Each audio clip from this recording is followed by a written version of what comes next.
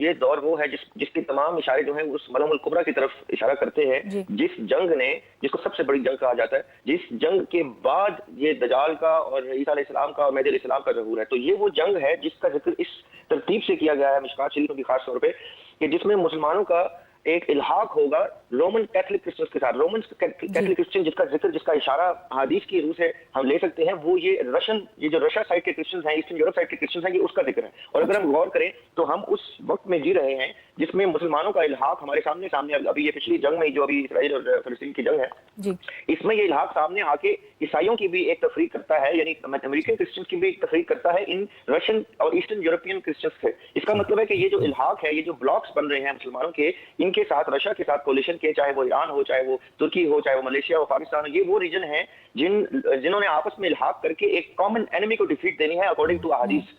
और उसके बाद उसका सारा क्रेडिट जो है वो ऑफ कोर्स रोमन क्रिश्चियंस ने लेके जाना है, और जिसके बाद वो दोबारा मुसलमानों के साथ जंग बरसरे पैकार हो जाएंगे। और इस जंग को सबसे जरूरी जंग इसलिए कहा गया है क्योंकि इसमें 3 हिस्से किए गए हैं हदीस के मुताबिक। 1 तिहाई हिस्सा वो है जो भाग जाएगा, जो और इस जंग से दूर हो जाएगा। 1 तिहाई हिस्सा वो है जो शहीद हो जाएगा, शदीद ब्लडशेड होगा। और 1 तिहाई हिस्सा का मतलब है कि अगर हम 2 अरब की पॉपुलेशन मुसलमानों की लें तो ये 60-70 करोड़ लोगों के कत्ल का जिक्र है इस हदीस के मुताबिक। 60-70 करोड़ लोगों के बेघर होने का जिक्र है, और 60-70 करोड़ जो बचेंगे वो हैं जो फातह करार पाएंगे, और दोबारा से दमिश्क, शाम और इन रीजन के अंदर ये जंग होगी, और दोबारा से फिर इस्तांबुल में मुसलमानों का परचम लहराएगा। और ये वो इशारे हैं, ये वो जरूरी पॉइंट्स हैं जो इस वक्त डिस्कस करने के हैं, क्योंकि इस वक्त ग्लोबल सीन जो पूरे इंटरनेशनल ग्लोबल ओवरव्यू चल रहा है, उसमें ये सारे इल्हाक हमारे सामने आते जा रहे हैं। जैसे अभी कादरी साहब ने मेंशन किया कि जो बाबुल फितन और दौरे फितन के जो अस्कार हैं, उसमें ये सारी की सारी शराइत जो हैं और निशानियां जो हैं बिल्कुल बैठती हैं उसके ऊपर, अलामात के ऊपर। तो इसका मतलब ये है कि इस वक्त हमारी यूथ ने, हमारे इस वक्त करंट ज़ी-शऊर लोगों ने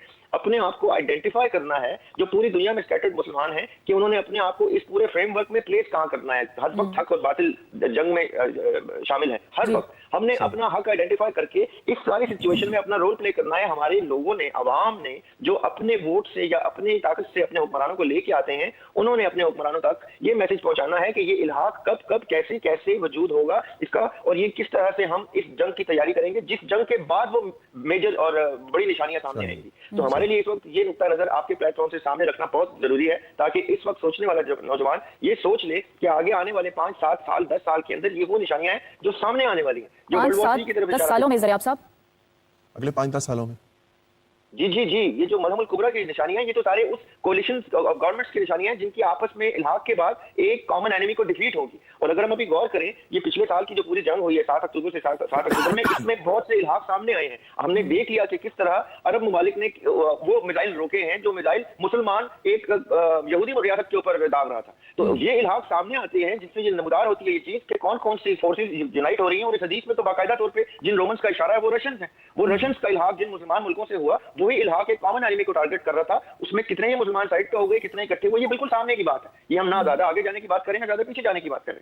ये ज़रिया साहब, मलहमतुल कुबरा जो है वो 5-7 सालों में होने का इम्कान है, तो फिर आगे क़यामत का कोई गैप बताया जाता है ऐसा तारीख में कि कितना गैप होगा?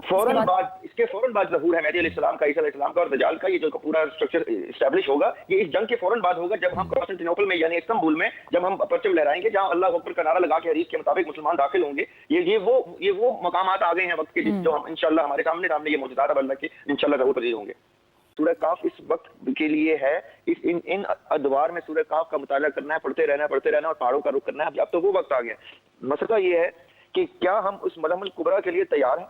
क्या हमें पता है वो जंग हमारे सरों पे मंडला रही आ चुकी है? क्या हमें पता है कि इस वक्त का जो हीरो है, इस एरा का हीरो, ये पिछले 7 अक्टूबर से लेके 7 अक्टूबर तक तो जो जंग बरकरार रही हक और बातिल की, उसमें 10 शहीदों के नाम मैं पूछ लूं पाकिस्तान में किसी से या मुसलमान ममालिक में किसी से, तो वो 3 के नाम नहीं बता सकते। इस टाइम जो मोमिन शहीद हुआ है वो हसन नसरुल्लाह नाम का मोमिन शहीद हुआ है। इस टाइम जो मोमिन शहीद, जो सबसे बड़ा मोमिन, जो रोल मॉडल बन सका है, वो ये इस्माइल हनिया बन सका है, वो इब्राहिम कुबैसी बन चुका है, वो इब्राहिम अकील बन चुका है। इनके सरों पे बातिल ने मिलियंस ऑफ डॉलर की बाउंटी रखी हुई थी। ये हैं वो लोग जो रोल मॉडल है। ये कौन लोग हैं? इनको तो जरूरत नहीं पड़ी किसी चीज की, इन्होंने तो जामे शहादत नोश कर लिया जब इनको मौका मिला। इनकी तरबियतें क्यों हुसैनी घरों की तरबियतें थी जिनका हम जिक्र कर रहे हैं? हमारे घर क्यों हुसैनी तरबियत से दूर हैं, जो सिर्फ गुफ्तगू में ही रहेंगे?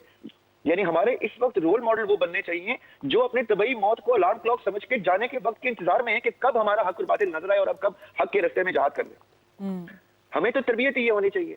हम अभी भी इसी चीज को लेके एक पॉइंट में इसमें ऐड करना चाहूंगी, हमारे नौजवान कंफ्यूज भी तो हो जाते हैं ना, जब लफ्ज़ तो सेंसिटिव है लेकिन जब इतने मकतब फिक्र और फिर इतनी ऑप्शंस मौजूद होती हैं तो समझ नहीं आता किसको फॉलो करें, कैसे फॉलो करें। तो शुरुआत कहाँ से करनी चाहिए, कैसे करनी चाहिए?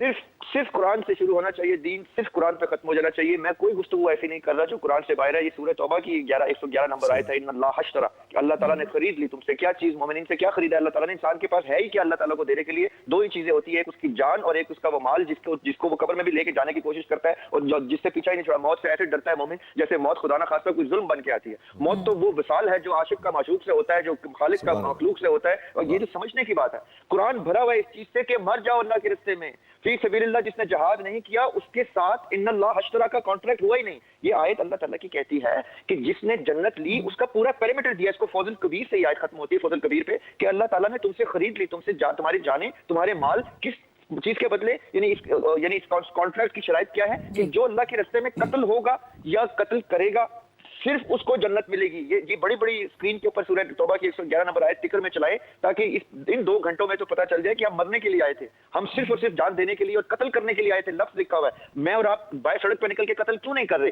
क्योंकि हमें हमारा हक और बातिल मुबहम कर दिया गया है, उसमें इबाहम जनरेट कर दिया गया है। वरना इस वक्त हमारे दौर का यजीद भी जिंदा है और हर हुकूमत में जिंदा है, सिर्फ एक मुल्क में नहीं, हर दौर में जिंदा रहेगा। हुसैन क्यों नहीं आता? वो मेरे वालिद साहब का एक शेर मैं आपको सुनाता हूँ। उसमें मेरे वालिद साहब कहते हैं, हिस्सों का कहत है इतने हवास होकर भी, हिस्सों का कहत है इतने हवास होकर भी, बड़ा ही खुश है जमाना उदास होकर भी, हजार कर्ब मगर करबला नहीं कोई, हजार कर्ब मगर करबला नहीं कोई, हुसैन कोई नहीं इतनी प्यास होकर भी। यानी हम देखते हैं सब कुछ, हम तलवार नहीं उठाते। मैं जिन लोगों के नाम ले रहा हूँ इन लोगों ने उठाई तलवारें हमारे सामने सामने। मैं कुछ 100 साल पहले भी नहीं जा रहा। ये इब्राहिम अकील के सर पे $9 मिलियन था, इब्राहिम कुबैसी के सर पे $11 मिलियन था।